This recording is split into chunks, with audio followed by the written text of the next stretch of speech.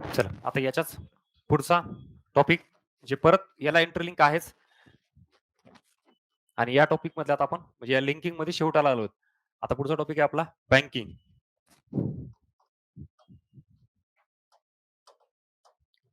Banking हा topic.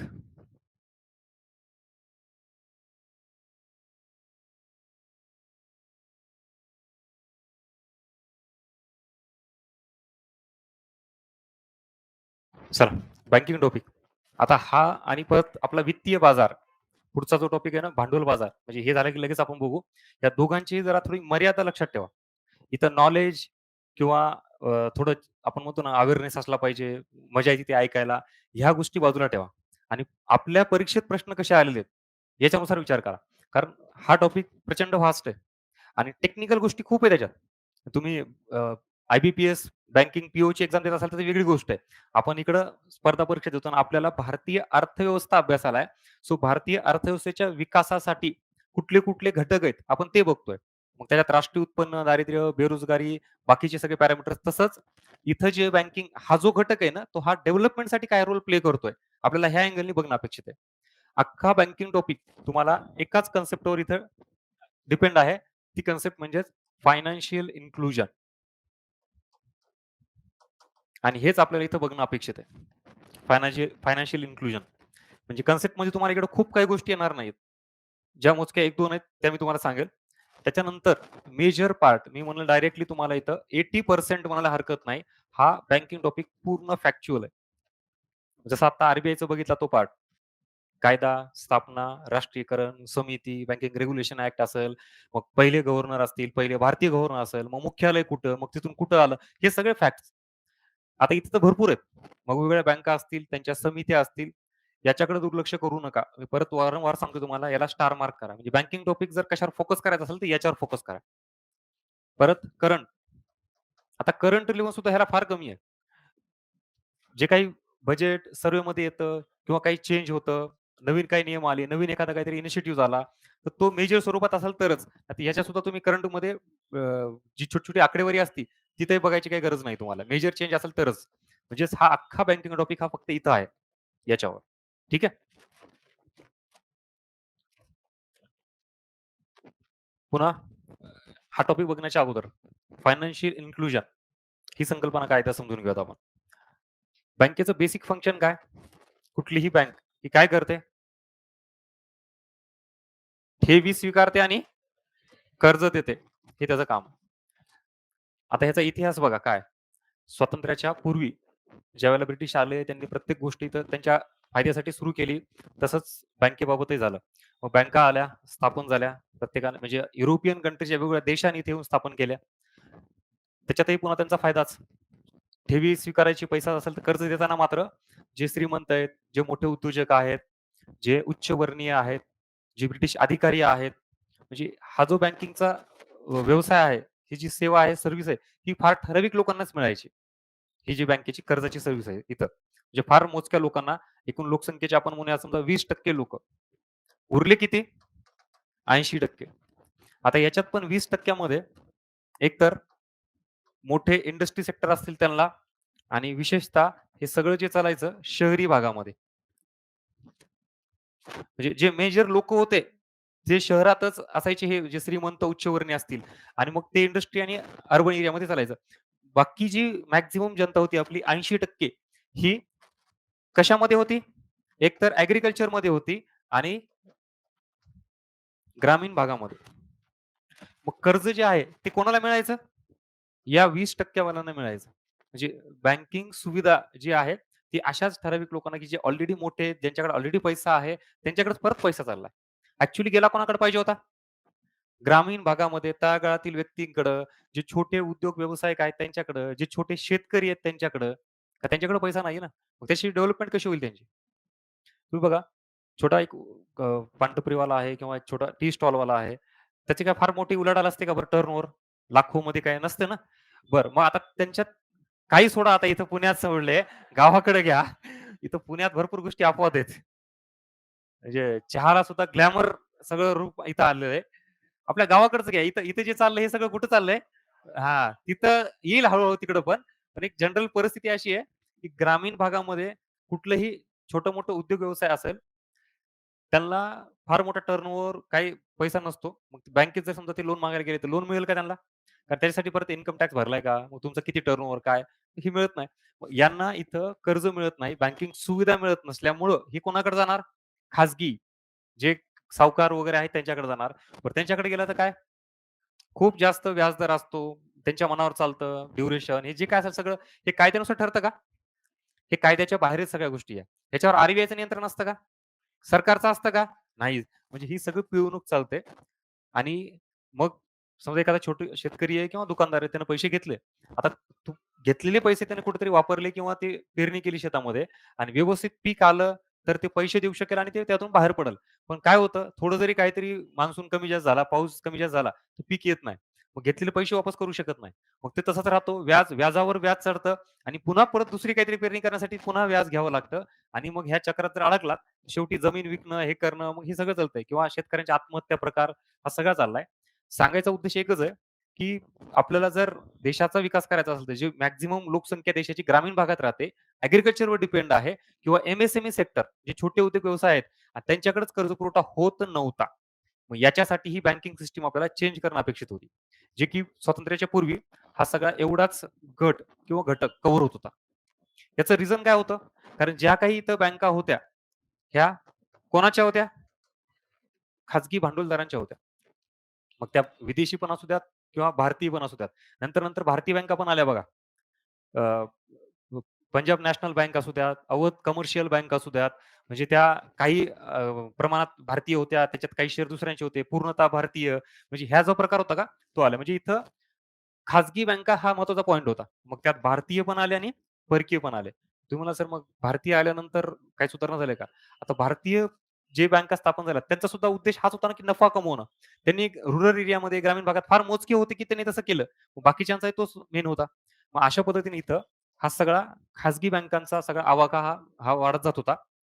दुसरी महत्त्वाची गोष्ट, की याच्यावर कुठलीही संस्था नव्हती त्यावेळेला. आर-बी-आयची स्थापना 35 ला झाली हां, तिथपर्यंत आलोच नाहीत आपण. आपण स्वातंत्र्यापूर्वी त्यातही 1800 जे 6 किंवा ते चाललंय तिथपासून पुढे आलोत आपण. बँक स्थापनेचा परवाना सुद्धा फार इझिली मिळायचा. मग ते स्थापन झाल्यानंतर त्याला किती अनुभव, तो काय नियम पाळतोय, कोणाला कर्ज देतोय, एन-पी-ए किती आहे, काय याचा काही संबंध नसताना बँक स्थापन होते, काही दिवस चालते, पुन्हा बुडते. मग बँक बुडीचं प्रमाण वाढलं. नंतर मग तुम्हाला मी सांगितलं 1912-13च्या दरम्यान ऑस्टिन चेंबरलिन आयोग, त्यानंतर 1926 ला यंग हिल्टन आयोग. मग तिथून सुरू झालं की यांच्यावर नियंत्रण आणता येईल. तोपर्यंत सगळं असंच चालायचं सगळं बँकिंग क्षेत्रामध्ये. स्वातंत्र्याच्या पूर्वी ही जी कन्सेप्ट आहे, ही फायनान्शियल इन्क्लुजन ही राबवण्यासाठी बँकावर नियंत्रण नव्हतं चालायचं. बरोबर का? ब्रिटिशांना याचा काही संबंध होता का? फायनान्शियल इन्क्लुजन म्हणजेच ग्रामीण भागात त्या काळातील लोकांपर्यंत बँकिंग सुविधा पोहोचवणं ही डेफिनेशन लक्षात ठेवा. जे इथं 80% चं प्रमाण आहे. त्यांनी त्यावेळेला एखादी मध्यवर्ती बँक असावी असं काय केलं, की याच्यावर कंट्रोल असल्यामुळे सगळं सुरळीत चालेल, की विकास होईल असा हेतू नव्हता त्यांचा. मग 1926 ला यंग हिल्टन आयोग स्थापन केला. त्यांनी स्थापना सांगितली 1934 ला कायदा केला, 35 ला स्थापना झाली. आर मध्यवर्ती बँक देशाला मिळाली. या दरम्यान अजून ज्या खाजगी बँका होत्या, त्याच्या सोबत ब्रिटिश भारत सरकार म्हणून जे होतं आपण म्हणतो, त्यांनी स्वतःच्या बँका स्थापन कराव्या लागल्या. त्यांचे इलाके होते बघा असे, एरिया होते ना, त्याला आपण प्रेसिडेन्सी असं म्हणतो. मग त्यांनी त्या प्रेसिडेन्सीमध्ये आपली एक बँक असावी, की जेणेकरून आपले सगळे भारत सरकारचे व्यवहार ते बँक पूर्ण करेल. म्हणून 3 प्रेसिडेन्सी बँका त्यांनी स्थापन केल्या बघा. कुठले? पहिली प्रेसिडेन्सी बँक काय होती? Bank of Calcutta. पण त्याला काय नाव दिलं नंतर? Bank of Bengal. त्याच्यानंतर बँक ऑफ बॉम्बे. त्याच्यानंतर बँक ऑफ मद्रास. हां. ही कधी स्थापन झाली? 1800 नक्की का? बरं. ही हां, बरं. 43, 42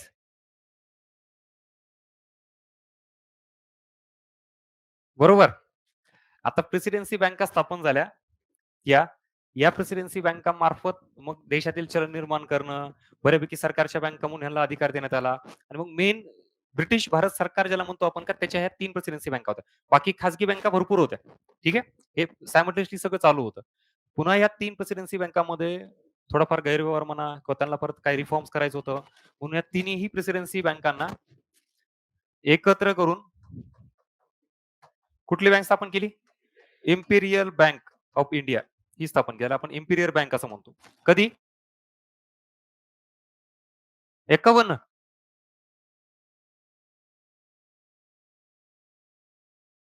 आता इम्पिरियल बँक ही स्थापन झाली लक्षात ठेवा.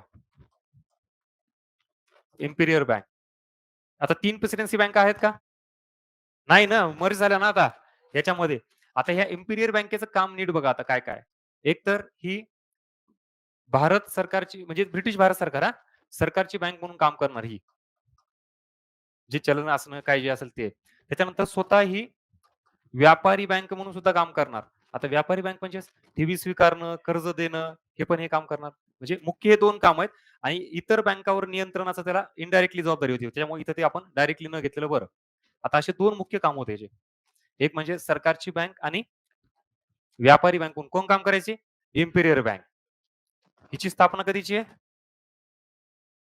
21. आरबीआय स्थापन झाली का अजून?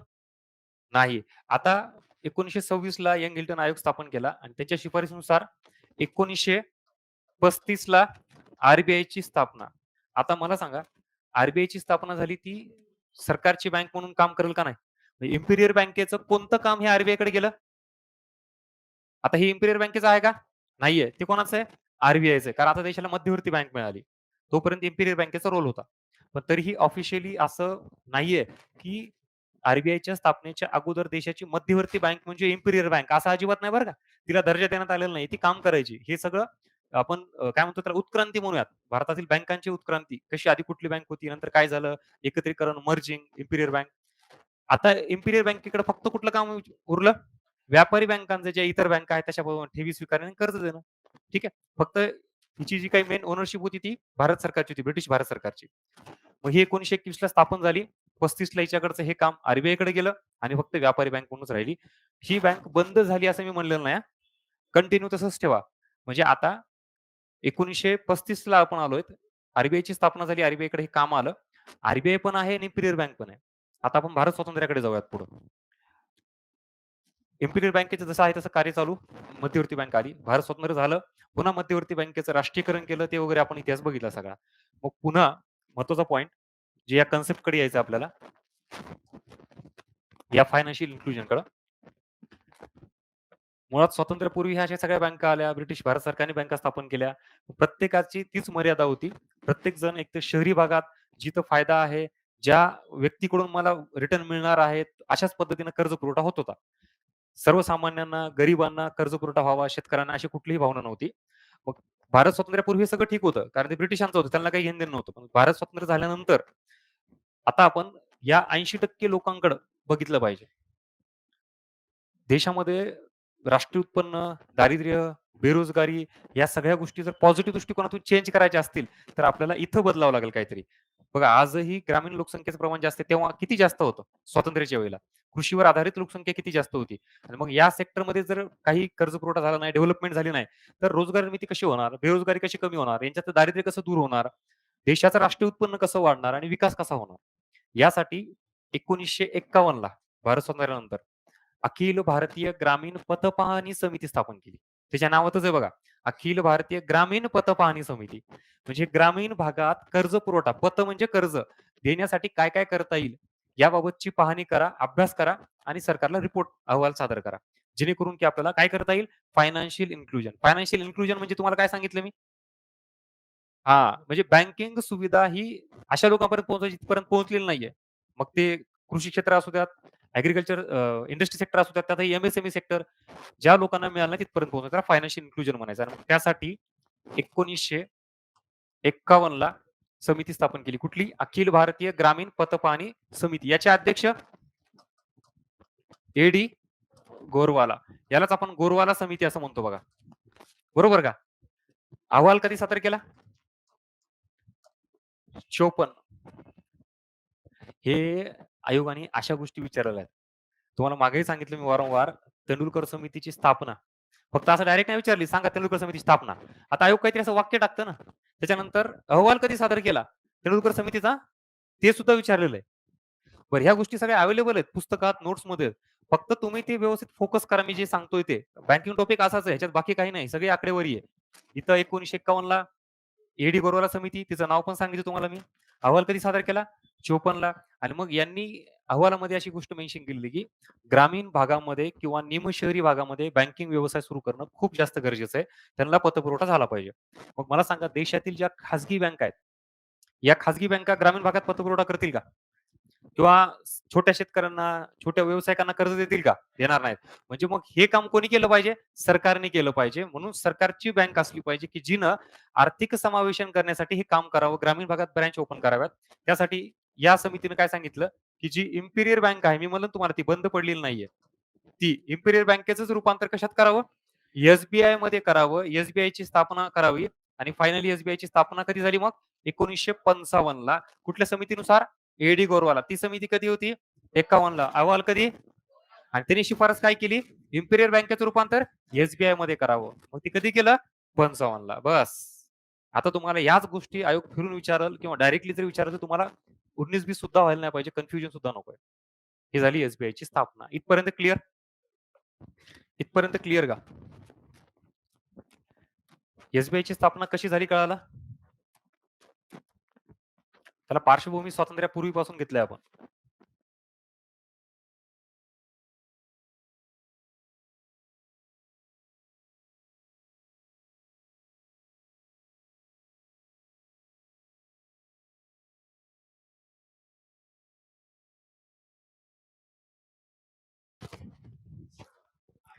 आता ह्या सगळ्या गोष्टी बघा, स्वातंत्र्यापूर्वी आणि मग स्वातंत्र्यापासून पुढे जे काही प्रवास चालू आहे आपला आता, या सगळ्या गोष्टी फिरून फक्त एकाच गोष्ट कन्सेप्टला लिंक आहे, ती म्हणजेच फायनान्शियल इन्क्लुजन हे लक्षात ठेवा.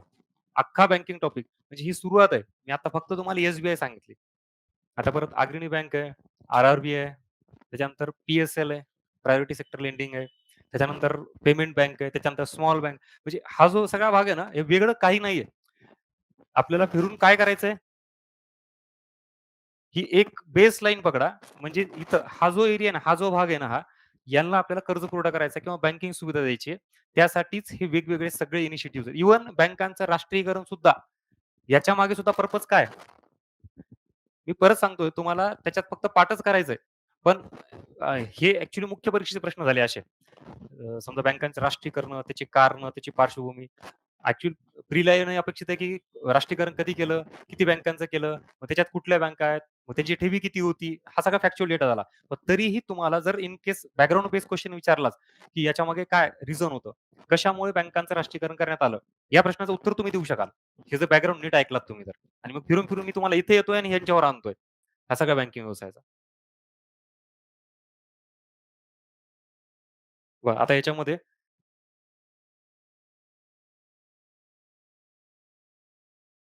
एक चार्ट बघूयात अगोदर आणि मग पुन्हा इंडिव्हिज्युअल एक बँक त्याच्यात क्लिअर करूयात. जो तुम्हाला ऑलरेडी दिलेला आहे. मी फक्त इथं समजून सांगण्यासाठी तो चार्ट काढतोय. तुम्हाला ह्याच्यात नोट्समध्ये.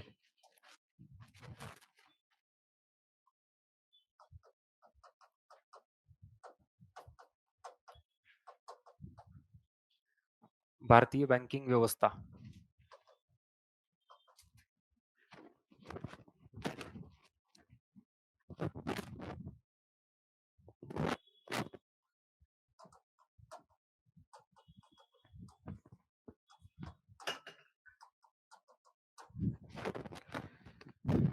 ठीक आहे. चार्ट बघितला का नोट्समध्ये आहे ना? हां. संघटित, असंघटितचा आणि बँकिंग व्यवसाय याच्यामध्ये पुन्हा इकडं व्यापारी बँका आणि इकडं सहकारी बँका. सहकारी. परत व्यापारी बँकांमध्ये सार्वजनिक क्षेत्रातील बँका आणि खाजगी क्षेत्रातील बँका. ठीक आहे. असा चार्ट आहे. आता नीट समजून घ्या. इथून पुढे जे काही मी बँकेचा प्रकार शिकवल किंवा एस-बी-आय म्हणा किंवा आर-आर-बी सांगितली किंवा पेमेंट बँक सांगितली. तुम्हाला कळू द्यात की ते कुठला घटक आहे नेमका. हा पूर्ण देशातील बँकेचा स्ट्रक्चरचा भाग झाला. संघटित आणि असंघटित. आता भारतीय बँकिंग व्यवसाय याचा अर्थ इथं काय चाललंय? कर्ज देणे किंवा ठेवी स्वीकारणे हा मेन त्याचा हे आहे ना फंक्शनचा भाग झाला. मग याच्यात संघटित आणि असंघटित म्हणजे असंघटित बँकिंग व्यवसाय याचा अर्थ जिथं सरकारचं, आर-बी-आयचं कुठलंही नियंत्रण नाहीये, कुठलाही कायदा त्याच्यावर चालत नाहीये. म्हणजे खाजगी स्वरूपात कर्जाची देवाण-घेवाण करणं इकडं सावकार येतं. त्याला काय म्हणायचं? असंघटित बँकिंग व्यवसाय. कळालं का? हा एवढाच भाग झाला. संघटितमध्ये काय येतं? ऑब्व्हियसली ज्याच्यावर आर-बी-आय, सरकारचं नियंत्रण आहे, कायदे केलेले आहेत, कायद्यानुसार ही सगळी देवाण-घेवाण वगैरे चालती. त्याच्यामध्ये परत 2 आहेत. व्यापारी बँका आणि सहकारी बँका. आता हा अख्खा टॉपिक सहकारचा तुम्हाला मी ऑलरेडी सांगितलंय सिलेबस डिकोडिंगमध्ये. हा राज्यसेवा मुख्याला आहे. इव्हन एस-टी-आय मुख्य सुद्धा नाहीये. त्यामुळे आपला इथे विषयच नाहीये. फक्त त्याच्यात एक लक्षात ठेवा, सहकारी तुम्हाला सेक्टर सांगितले दोघं मी, सहकारी संस्था म्हणून.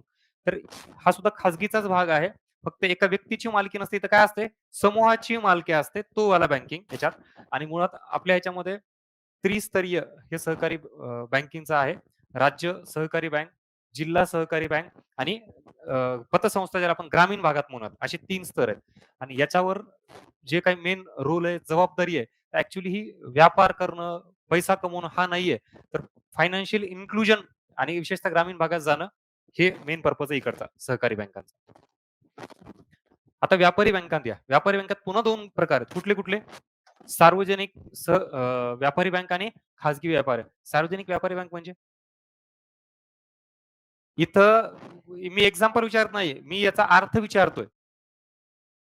महत्वाचा पॉइंट आहे सरळ-सरळ सरकारच्या मालकीच्या असलेल्या बँका.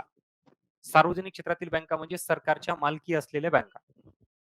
मी पुढे तुम्हाला प्रश्न विचारणार याच्यामध्ये ते सरळ-सरळ एस-बी-आय किंवा आर-आर-बी किंवा राष्ट्रीयकृत बँका याचं जर विचारलं तर ते इकडे येतात का? ते आपण बघूयात पुढे काय-काय कशात येतात आणि काय नाही. खाजगीमध्ये पुन्हा इकडं खाजगीत भारतीय खाजगी बँका आणि परकीय खाजगी बँका.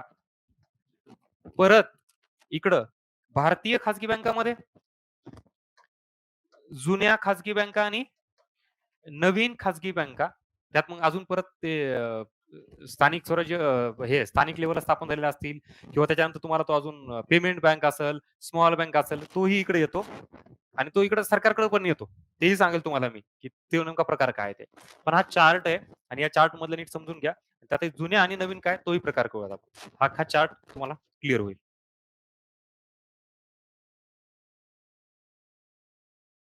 आता एक-एक बघू आणि मग तुम्हाला सार्वजनिक क्षेत्रातील बँका कुठल्या आहेत, त्या पण क्लिअर होतील. नवीन खाजगी बँका काय, जुन्या खाजगी बँका तेही क्लिअर होईल. एक याच्यासोबत अजून एक कॅटेगरी केली जाते बघा. अनुसूचित बँका आणि गैर अनुसूचित बँका. कोणाचा तरी प्रश्न होता आठवतंय का? तुम्हाला नाही आठवत पण मला आठवतंय. मी म्हणलं होतं पुढे बघू आपल्याला जायचंय तिकडं. हे आलो इथं. हे अनुसूचित आणि गैर अनुसूचित बँका, शेड्यूल बँक आणि नॉन शेड्यूल बँक. आता याचा सुद्धा प्रश्न तुम्हाला एवढा साधा विचारला होता आयोगाने. म्हणजे बघा 1934 चा आर-बी-आयचा ॲक्ट आहे. त्याच्यानुसार 2 अनुसूच्या आहेत आर-बी-आयच्या कायद्यानुसार. पहिली अनुसूची आणि दुसरी अनुसूची. ही पहिली अनुसूची आणि दुसरी अनुसूची. सरळ-सरळ डेफिनिशन काय? अनुसूचित किंवा शेड्यूल बँक म्हणजेच अशा बँका की ज्या बँकांचा समावेश आर-बी-आयच्या दुसऱ्या अनुसूचीमध्ये होतो. म्हणजे हे येतं.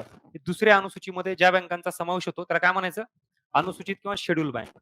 आता ज्या बँकांचा समावेश आर-बी-आयच्या पहिल्या अनुसूचीमध्ये होतो त्याला काय म्हणायचं? हां. आता असा काही शोध लावायचा नाही. हा शोध डिस्कव्हर्ड बाय मी. तुम्हाला असा ऑप्शन दिला, की बरोबर असं वाटतं, की दुसरी अनुसूचीमध्ये ह्यांचा होतो म्हटल्यावर ह्यांचा पहिला होत असेल. आता डेफिनिशन नीट आहे का? ज्या बँकांचा समावेश आर-बी-आयच्या दुसऱ्या अनुसूचीमध्ये होतो, त्यांना अनुसूचित बँका म्हणायचं. ज्या बँकांचा समावेश आर-बी-आयच्या दुसऱ्या अनुसूचीमध्ये होत नाही, त्यांना काय म्हणायचं? गैर अनुसूचित बँका. आता क्लिअर? बस. हेच एवढं आहे आणि तुम्हाला आयोगाचा प्रश्न सांगतो परत. अनुसूचित बँका म्हणजे आर-बी-आयच्या टिंब-टिंब या अनुसूचीमध्ये त्यांचा समावेश होतो, असा काहीतरी प्रश्न होता आयोगाचा आणि खाली दुसऱ्या, पहिल्या किंवा असं काहीतरी विचारलेलं आहे. वाचण्यात आलंय का नाही कोणाच्या तरी? म्हणजे तुम्हाला मी परत सांगतो बँकिंग टॉपिक घ्या किंवा आर-बी-आयचा फॅक्च्युअल डेटा घ्या. याच्यावर व्यवस्थित कमांड आणा तुम्हाला. हे काही सेकंदामध्ये सुटणार आहेत. त्याच्यात थोडंही काही चुकीचा तुम्हाला चान्सच नाहीये. खरं सरळ-सरळ दुसरी अनुसूची आहे. आणि शेड्यूल आणि नॉन शेड्यूल बँका काय. त्याच्यात पुन्हा थोडी फॅसिलिटी असते शेड्यूल बँकांना. मग त्यात आता भारतात मॅक्सिमम सगळाच जो बँकाचा प्रकार आहे तो सगळा शेड्यूलमध्ये मोडतो. सहकारीमध्ये पतसंस्था वगैरे तर तो भाग सोडला तर. आणि शेड्यूलमध्ये मग त्याला फॅसिलिटी मिळते आर मार्फत. ते अंतिम ऋणदाता असेल किंवा क्लिअरिंग हाऊसची फॅसिलिटी असेल, तो आला सगळा प्रकार.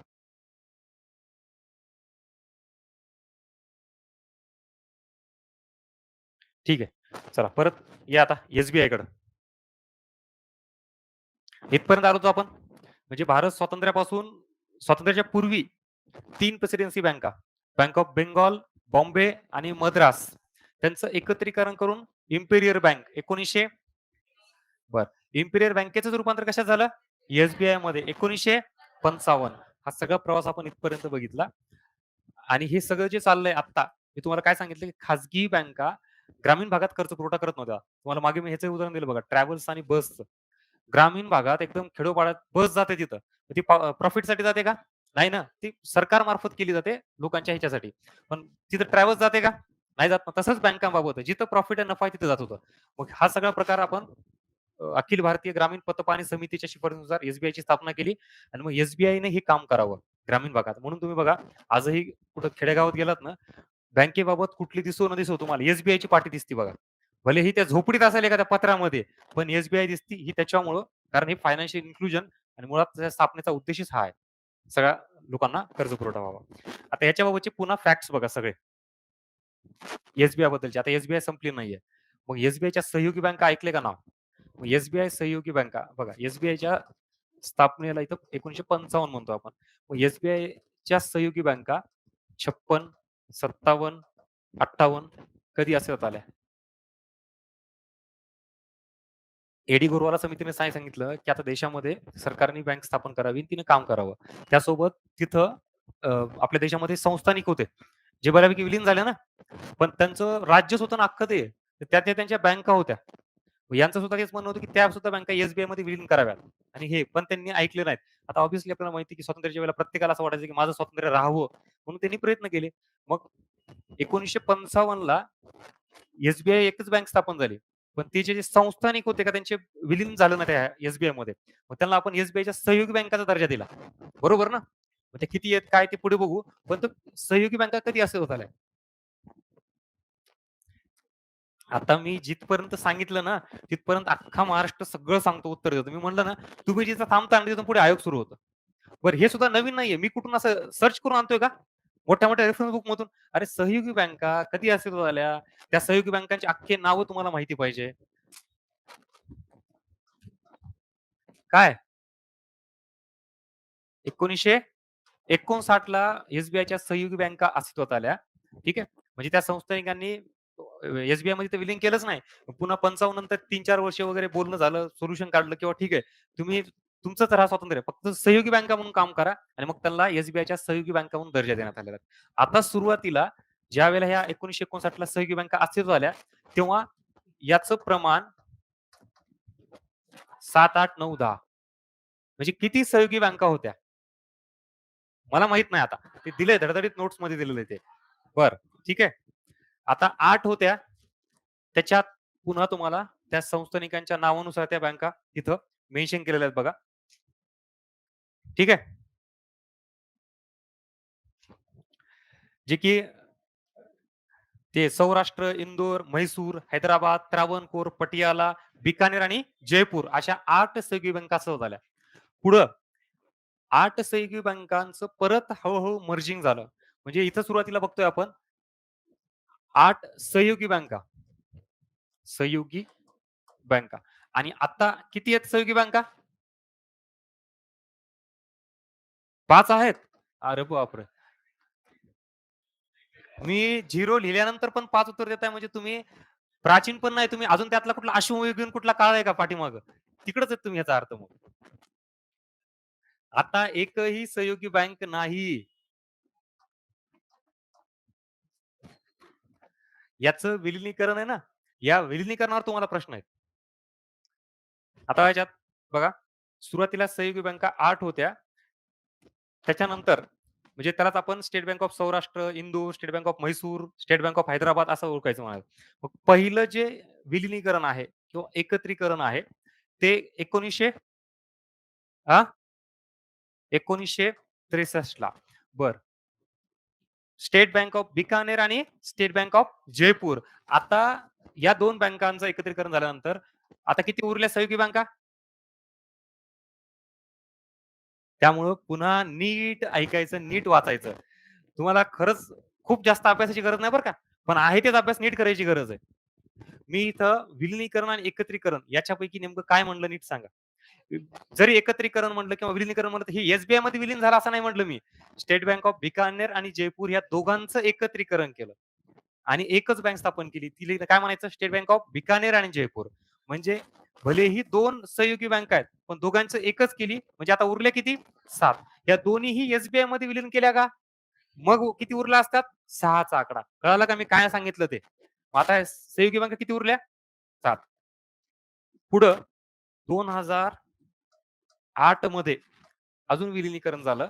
ते म्हणजे स्टेट बँक ऑफ सौराष्ट्र या सहयोगी बँकेचं एस मध्ये विलीन झालं. आता किती उरल्या? अरे आता सरळ-सरळ सांगितलं ना, की सौराष्ट्र बँक एस मध्ये विलीन झाली. 6 इथं हे एवढं 6. पुढं 2010 ला कुठली बँक आहे ती? हां, स्टेट बँक ऑफ इंदोर हिचं विलिनीकरण एस मध्ये झालं. आता किती उरल्या? 5. या शेवटच्या 5 आपल्या. त्याचं विलिनीकरण करू आपण हळू इथपर्यंत नीट ऐका आता. हे नाही, याच्यावर आयोगाचा प्रश्न आहे. स्टार मार्क करा. वारंवार पी-वाय-क्यू प्रत्येक ठिकाणी सांगतो मी तुम्हाला. इथं आलाय, इथं विचारलाय. आता किती दुर्लक्ष करायचं काय ते बघा. हां, सगळा बँकिंगचा टॉपिक. हे सौराष्ट्र आणि इंदोरवर आयोगाने प्रश्न विचारला डायरेक्ट तुम्हाला. हे विलिनीकरण झाल्यानंतर आता उरल्यात 5. मग या 5 बँकांचं विलिनीकरण कधी झालं? 2013, 14, 15, 16, 17, 18, 19, 20.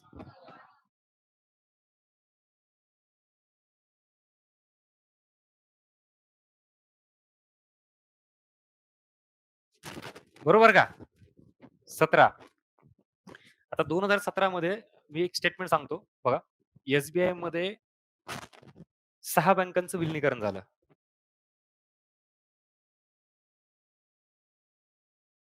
आता जर हे स्टेटमेंट म्हणलं तर स्टेटमेंट बरोबर आहे. कारण 2017 मध्ये एस-बी-आय या बँकेमध्ये एकूण 6 बँकांचं विलिनीकरण झालंय.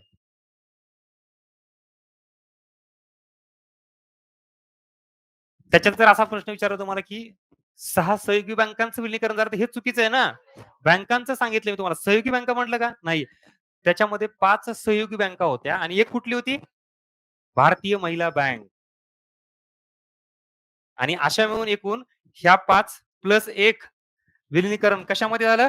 एस मध्ये झालं आणि आता एस-बी-आयच्या सहयोगी बँका किती उरल्या? कळालं? हे शॉर्टमध्ये चार्ट लिहायचं लिहा, नाहीतर ऑलरेडी नोट्समध्ये दिलेलं मी तुम्हाला हे. एस सगळा स्थापनेबाबतचा इतिहास क्लिअर झाला का?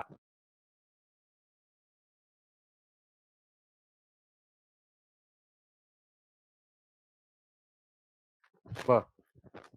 हे झाली पूर्ण S state bank of India महत्वाची बँक. याचं परत स्थापनेची पार्श्वभूमी कुठून सुरू होते? 3 प्रेसिडेन्सी बँका. त्याची स्थापना, त्याचं एकत्रीकरण करून कुठली? Imperial bank. इम्पिरियलचं रूपांतर मध्ये पुन्हा एस-बी-आयच्या सहयोगी बँका ज्या 8 होत्या, त्या 8चं परत विलिनीकरण झालं. ज्याच्या सगळ्या इथे दिलेल्या तुम्हाला की 1963 ला, 8 ला, 10 ला आणि 17 ला. मग हे टप्पे आयोगाने विचारले तुम्हाला आणि फायनली 2017 ला मग 5 सहयोगी बँका आणि 1 भारतीय महिला बँक असे म्हणून एस आणि आता एकच फक्त एस आहे.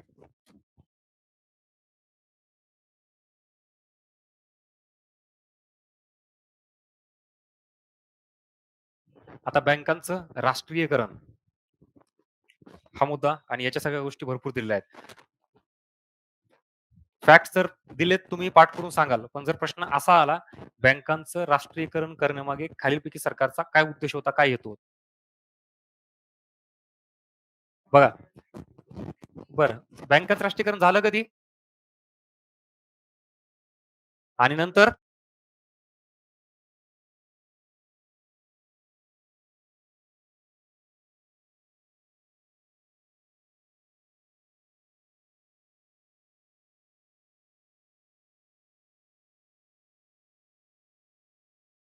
हां, 1969 किती बँका?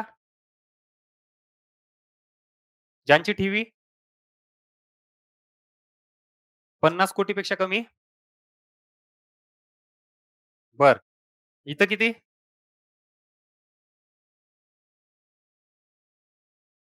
हे सगळे?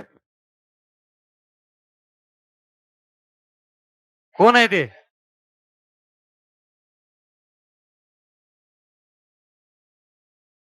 मी म्हणलं ना तुम्हाला बॅचच्या शेवटच्या दिवशी मला 4-5 दिवस फक्त रिव्हिजनला ठेवावं लागणार आहे.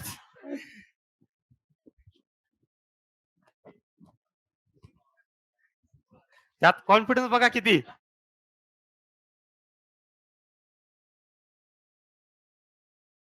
बरोबर आहे ना बाबा? 1969 आणि 80.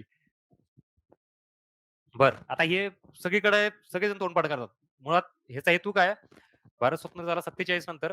पुढे आपण ज्यावेळेला बघतो, की देशात खाजगी बँका अस्तित्वात होत्या आणि खाजगी बँकांचा जो व्यवसाय होता, शहरात मर्यादित स्वरूपात, ठराविक व्यक्तींनाच, ठराविक क्षेत्रांनाच, अशा सगळ्या गोष्टी. पण देशाचा जर विकास करायचा असेल, तर कृषी क्षेत्र, एम-एस-एम-ई सेक्टर, ग्रामीण भागातील व्यक्ती या सगळ्यांना पण कर्जपुरवठा झाला पाहिजे.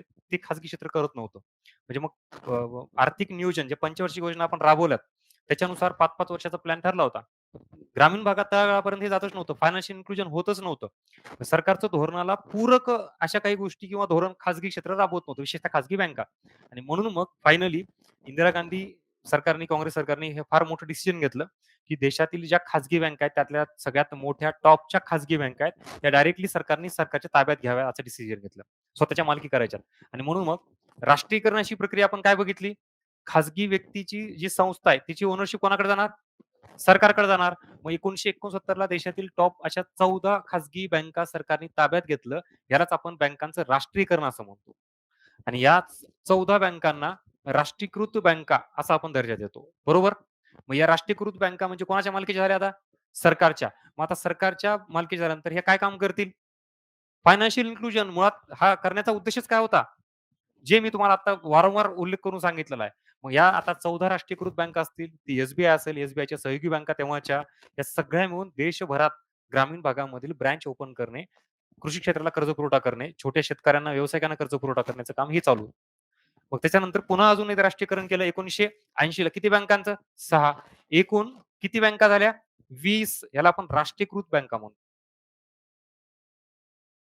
हां, त्याच्यात पुन्हा अजून मर्जिंग चालू आहे ना आता. या 20 ची परत एक झाली. आता तुम्ही विषय काढा, तुम्हीच सांगा. हां, कधी झालं इयर? या 20 पैकी 19च म्हणूयात आपण आणि आता हे 19 आकडा नाही बरं का. आता पुन्हा ते करंटमध्ये भरपूर गोष्टी आहेत. पण इथं करंट थोडं बाजूला ठेवा आणि कोर जो पार्ट आहे का तो नीट लक्षात ठेवा. जो हा न बदलणार आहे कधीच. 19 झालं, तर मग एक कुठली? Punjab national bank. हां, आता हे असे जे हिडन फॅक्ट्स आहेत ना हे, अर्धवट माहिती आहे तुम्हाला. पण मग प्रश्न आला तर ह्याला अर्थ नाही ना काही. बघा, ही न्यू बँक ऑफ इंडिया ही विलीन झाली. आता कशात? ते पण माहीत नाही. बरं कधी? पंजाब नॅशनल बँकेमध्ये आणि 1993 ला. म्हणून new bank of India Punjab national बँकेत विलीन झाल्यामुळे राष्ट्रीयकृत बँकेची संख्या किती झाली? 19 झाली. हे इथपर्यंत लक्षात ठेवा. आणि हा सगळ्या राष्ट्रीयकृत बँकांचा हेतू हा फायनान्शियल इन्क्लुजन करणं हा होता. म्हणजे भारत स्वातंत्र्यानंतर पहिली सगळ्यात महत्त्वाची स्टेप होती एस-बी-आयची स्थापना. ती झाली. मग पुन्हा हे 2 महत्त्वाचे पाऊलं होते 1969 आणि 1980 ला राष्ट्रीयकरण करणे बँकांचं. आता तुम्हाला अजून प्रश्न पुढचा थोडा विचारला जाऊ शकेल. खालीलपैकी 1969 ला कुठल्या बँकांचं राष्ट्रीयकरण केलं किंवा केलं गेलं नाही? मग आता 14 बँका तुम्हाला माहिती पाहिजे किंवा ॲट लीस्ट 6 तरी पाठ करा. म्हणजे तुम्हाला मग त्यात निवडता येईल किंवा ही ह्याच्यात नाही तर ह्याच्यात येते. हा पुढचा प्रश्न लक्षात ठेवा माझे शब्द. परीक्षेत आला की पुन्हा तिथं फायदा नाही, पुन्हा पश्चाताप येईल हातामध्ये फक्त. कारण तुम्हाला नावासहित दिले सगळे इथं. 14 बँका कुठल्या आणि 6 बँका कुठल्या?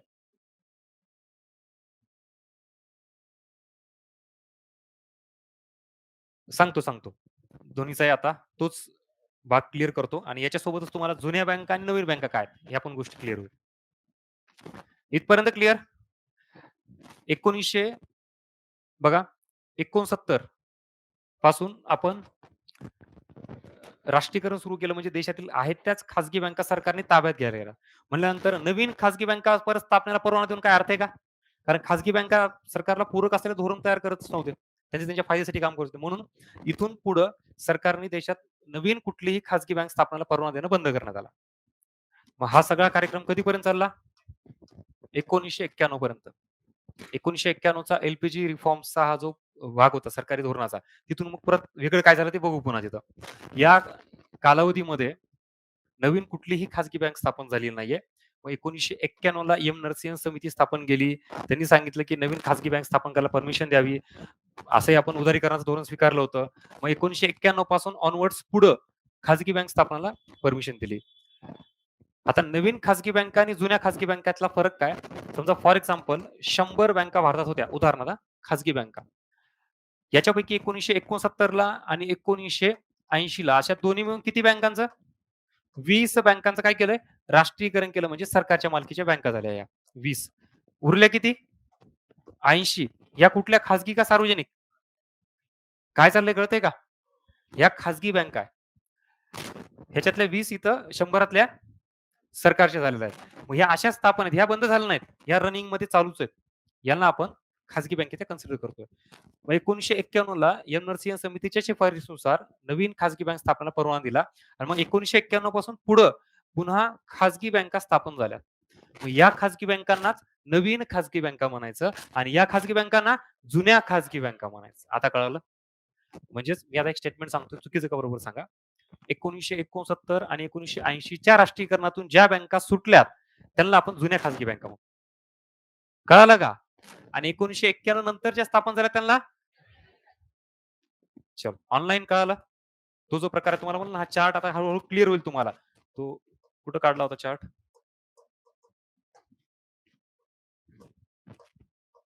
हा हा चार्ट नाही इथं. हे इथं जुन्या खाजगी बँका आणि नवीन खाजगी बँका क्लिअर झाला का?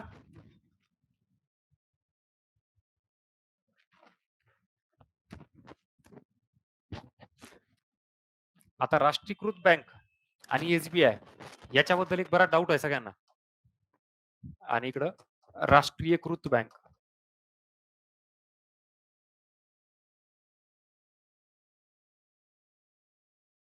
एसबीआय ही राष्ट्रीयकृत बँक आहे. बर बर याच्यापैकी सार्वजनिक क्षेत्रातील बँक ही एसबीआय आहे, राष्ट्रीयकृत बँक नाही. बरोबर ना? मी तुम्हाला एवढ्या प्रॉपर कन्सेप्ट क्लिअर केल्यात. सार्वजनिक क्षेत्रातील बँक म्हणजे काय धडधडीत लिहून दिलंय. मला सांगा, राष्ट्रीयकृत बँका म्हणजे कुठल्या? त्या आता आपण बघितलेल्या ना, ह्या तर मान्य आहे सगळ्यांना. किती आहेत त्या? 20. याच्यावर सरकारची मालकी नाहीये, बरोबर? मग जर सरकारची मालकी आहे असं तुम्ही आता सांगताय, मग मी इथं प्रश्न काय विचारला होता? सार्वजनिक क्षेत्रातील बँका याच्यामध्ये एसबीआय येते आणि हे येत नाही म्हणलं तर हो बरोबर आहे म्हणतात. सार्वजनिक क्षेत्रातील बँका म्हणजे अशा की जिथं कोणाची मालकी आहे? सरकारची आहे.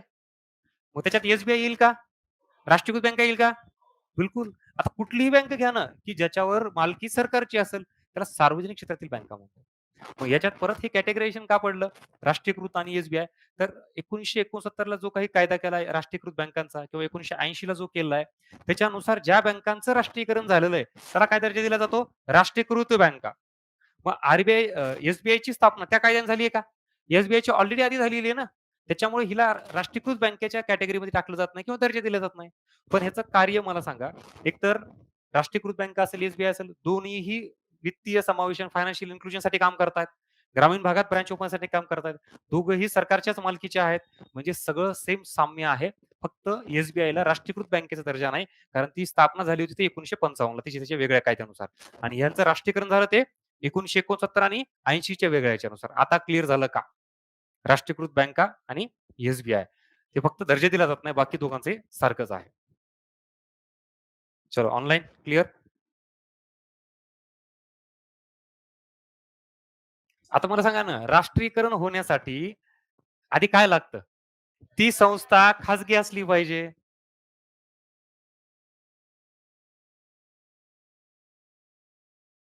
हो ना, मग तेच.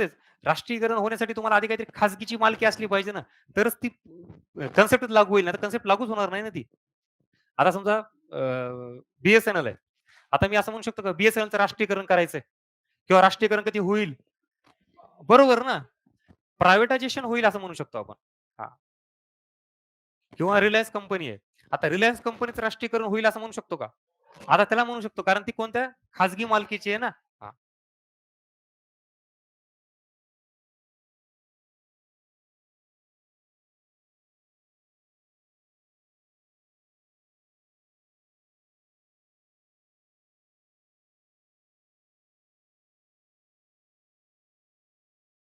मला वाटतं आपण थांबूयात. हां.